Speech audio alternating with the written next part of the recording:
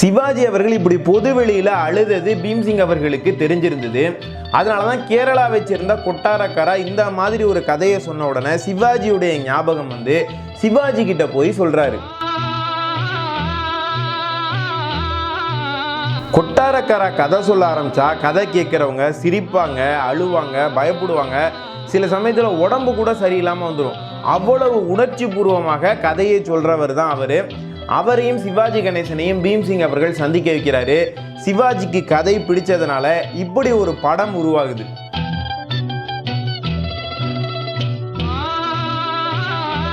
இப்படி உருவாக்கப்பட்ட பாசமலர் திரைப்படத்தில் உயிரோட்டமான அந்த பாடல்களுக்கு ஒரு உயிரையும் உருவத்தையும் கொடுத்தது டிஎம்எஸ் அவர்களினுடைய குரல். இந்த படத்தில் டிஎம்எஸ் சிவாஜி கூட்டணி அப்படிங்கிறது ஒரு மிகப்பெரிய வெற்றி அடைந்தது அப்படின்னு சொல்லலாம். பாசமலர் திரைப்படத்தினுடைய பாடல்கள் எப்படி உருவாக்கப்பட்டது, அதை நம்ம டிஎம்எஸ் ஐயா அவர்கள் எப்படி பாடினாரு, அதை பற்றி தான் இந்த காணொலியில் பார்க்க போகிறோம்.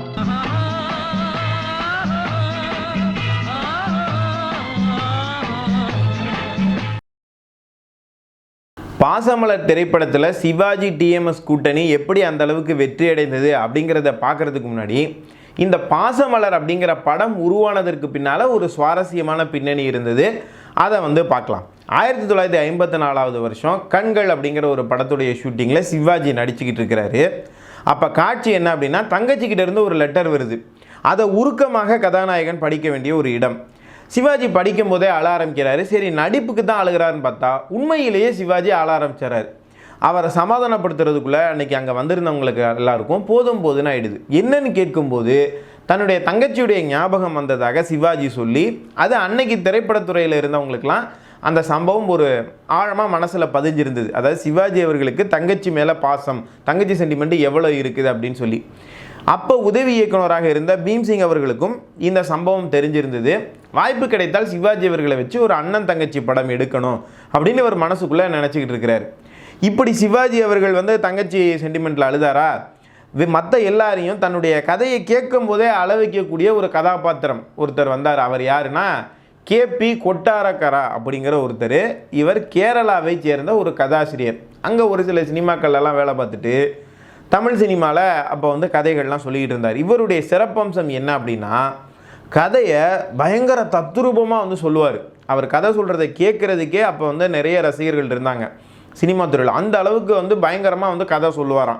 அவர் கதை சொல்லும்போது எல்லோரும் சிரிப்பாங்க, அழுவாங்க, பயப்படுவாங்க. சில பேருக்கு உடம்பு சரியில்லாமல் போயிருக்கு, வாந்தி பேதியெல்லாம் ஆயிருக்கு அப்படின்லாம் பேசுவாங்க. அந்தளவுக்கு கதை சொல்லும்போது ஓடுவார், குதிப்பார், கீழே விழுந்து வந்து அழுவார், ஏறி குதிப்பார், பக்கத்தில் வந்து பயமுறுத்துவார். இப்படியெல்லாம் செய்யக்கூடிய மாயாஜால வித்தைக்காரர் தான் இந்த கேபி கொட்டாரக்கரா. அவர் நடுவில் பீம்சிங்கை சந்தித்து ஒரு கதை ஒன்று சொல்கிறாரு. இவருக்கு பிடிச்சிருது. சிவாஜி அவர்கள் புகழ்பெற்ற வந்த நேரம் அப்படிங்கிறதுனால அவருக்கு வேண்டப்பட்டவங்கெல்லாம் ப்ரொடியூசர் ஆகிட்டு இருந்த ஒரு சமயம். அவருக்கு வேண்டப்பட்ட 2 பேர் அவங்க அம்மாவுடைய, சிவாஜி அவர்களுடைய அம்மா பேரையே வச்சு ஒரு ப்ரொடக்ஷன் கம்பெனி ஆரம்பித்து கதை கேட்டுக்கிட்டு இருந்தாங்க. ஒன்றுமே செட் ஆகலை. இந்த விஷயத்த சொன்னோன்னா கேபி கொட்டாரக்கரா வந்து கதையை சொல்கிறாரு. உடனே இவங்களுக்கு ரொம்ப பிடிச்சிருது. சிவாஜியை கதை கேட்குறதுக்காக எல்லாரும் சேர்ந்து கூட்டிகிட்டு வராங்க. கொட்டாரக்கராவும் சிவாஜி சந்திரிச்சா எப்படி இருக்கும்? சிவாஜி வந்து நடிப்பார் படத்தில், இவர் நிஜ வாழ்க்கையிலே நடித்து தான் கதை சொல்லுவார். சிவாஜி கிட்ட அங்கேயும் இங்கேயும் தாவி கீழே உளுந்து அழுது நடித்து காமிச்சு அப்படி ஒரு கதையை சொல்கிறாரு. கொட்டாரக்கரா கதை சொல்லக்கூடிய பாணியே சிவாஜி அவர்களும் ரொம்ப கவர்ந்து விட்டது. இந்த கொட்டாரக்கரா சொன்ன கதை என்ன அப்படின்னா, ராஜசேகரன் ராதா அப்படிங்கிற 2 அனாதை சிறுவர்களை பற்றிய கதை. அம்மா அப்பா இறந்து போனதுக்கு பிறகு ஒரு அண்ணன் தன்னுடைய தங்கச்சி எப்படியெல்லாம் கஷ்டப்பட்டு வளர்க்குறான் அப்படிங்கிற ஒரு விஷயத்த சொல்கிறாங்க. பிறகு கல்யாணம் ஆனதுக்கு பிறகு காலத்தின் சூழ்நிலைகள் அந்த பாசமான அண்ணனையும் தங்கச்சியும் வந்து பிரியுது. அந்த பிரிவை வந்து தாங்க முடியாமல் 2 பேரும் சங்கடப்படுறாங்க. அண்ணன் இறந்து போகிற போது கடைசியாக தங்கச்சியும் அண்ணனோடய சேர்ந்து இறந்து போகிறா. இந்த மாதிரியான ஒரு கதையை சொல்கிறாரு. சிவாஜிக்கு தான் அந்த ஏற்கனவே தங்கச்சி சென்டிமெண்ட் எப்படி இருக்குன்னு பீம்சிங்குக்கு தெரியும் இல்லையா? அந்த அஸ்திரம் நன்றாக பலிக்கிறது. சிவாஜிக்கு கதை பிடிச்சி போயிடுது. இந்த ராஜசேகரன் கதாபாத்திரத்தில் நான் நடிக்கிறேன் அப்படின்னு சொல்லிடுறாரு. இப்படி உருவான படம் தான் பாசமலர்.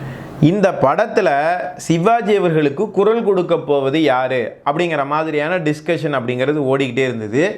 1954-55 சிவாஜி அவர்களுக்கு டிஎம்எஸ் அவர்கள் பாட ஆரம்பித்தாலும் இந்த குரல் கொடுக்கறது யார் அப்படிங்கிறது மாறி மாறி வந்துக்கிட்டு இருந்தது. இந்த பாசமலர் திரைப்படத்தோட அந்த விஷயம் வந்து முடிவடைஞ்சு சிவாஜினா டிஎம்எஸ் அப்படிங்கிற ஒரு இடம் உருவாவதற்கு காரணமாக அமைந்த பாடல்கள் இந்த திரைப்படத்து பாடல்கள் தான்.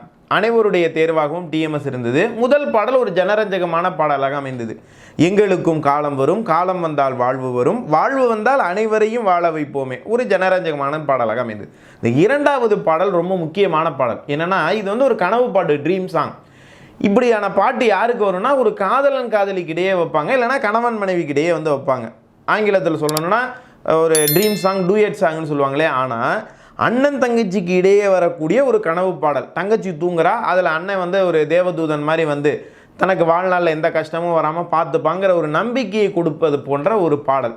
நல்ல நடிகர்கள் இருக்காங்க, மிகச்சிறந்த இசையமைப்பாளர் கண்ணதாசன் வந்து அற்புதமான வரிகளை எல்லாம் எழுதுறாரு. ஆனால் அந்த பாடலுக்கு பாடகர் தானே உயிரை கொடுக்கணும். அவ்வளவு பேரினுடைய உழைப்புக்கு ஒரு உயிரையும் உருவகத்தையும் டிஎம்எஸ் ஐயா தன்னுடைய குரலில் கொடுக்குறாரு.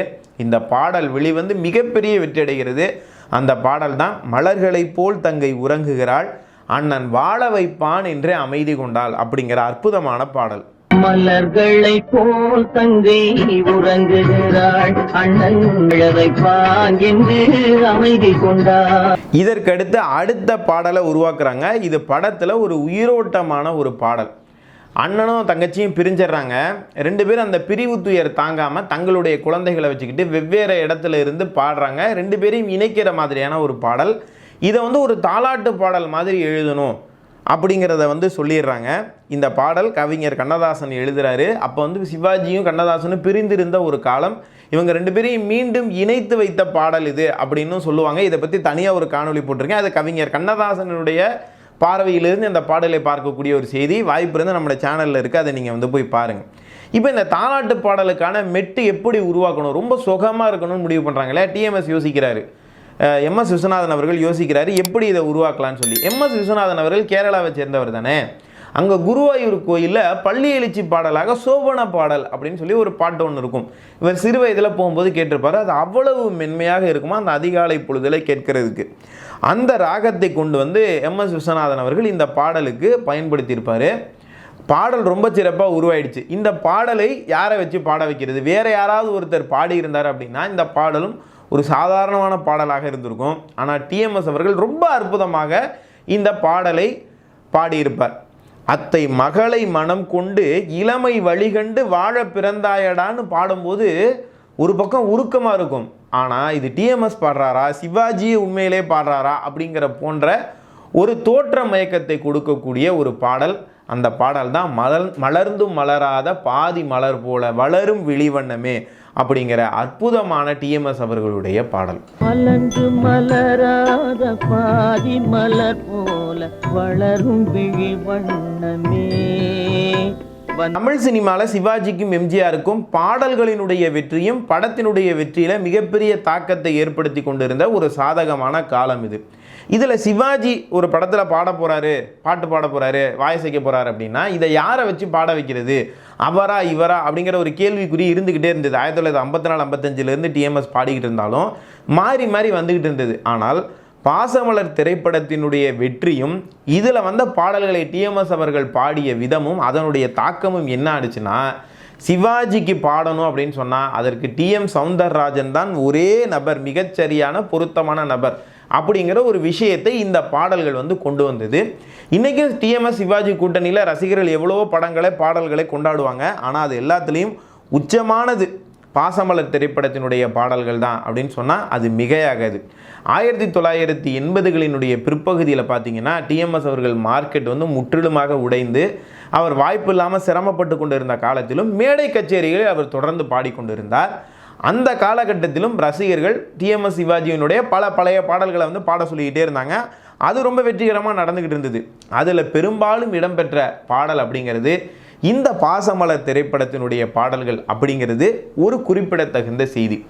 டிஎம் சௌந்தரராஜன் அவர்களுடைய வாழ்க்கையை முழுமையாக பதிவு செய்யணும் அப்படிங்கிற முயற்சியில் நம்ம பல விஷயங்கள் பார்த்துட்ருக்கோம். அதில் டிஎம்எஸ் சிவாஜி அவர்களுடைய கூட்டணியில் உருவான இந்த பாசமலர் திரைப்படத்தை பற்றி சில செய்திகளை இந்த காணொலியில் உங்களோட ஷேர் பண்ணிக்கிட்டது எனக்கு ரொம்பவே மகிழ்ச்சி. அவருடைய வாழ்க்கையில் இன்னும் பகிர்ந்து கொள்ளப்பட வேண்டிய பக்கங்கள் நிறையவே இருக்குது. நம்ம தொடர்ந்து ஒன்றா இந்த யூடியூப் சேனல் மூலமாக பார்க்க போகிறோம். ஒட்டுமொத்த டிஎம்எஸ் அவர்களுடைய வாழ்க்கையை பற்றி நீங்கள் முழுசாக தெரிஞ்சுக்கணும் அப்படின்னு சொன்னால் நம்முடைய சேனலை உங்களுக்கு பிடிச்சிருந்தது அப்படின்னு சொன்னால் நீங்கள் சப்ஸ்கிரைப் செய்யுங்கள் நேர்களே. மறுபடியும் அடுத்த காணொலியில் உங்களை எல்லாம் சந்திக்கிறேன். அதுவரை உங்களிடமிருந்து விடைபெறுவது உங்களுடைய அன்பு நண்பன் துரை சரவணன். நன்றி, வணக்கம், வாழ்க தமிழ்.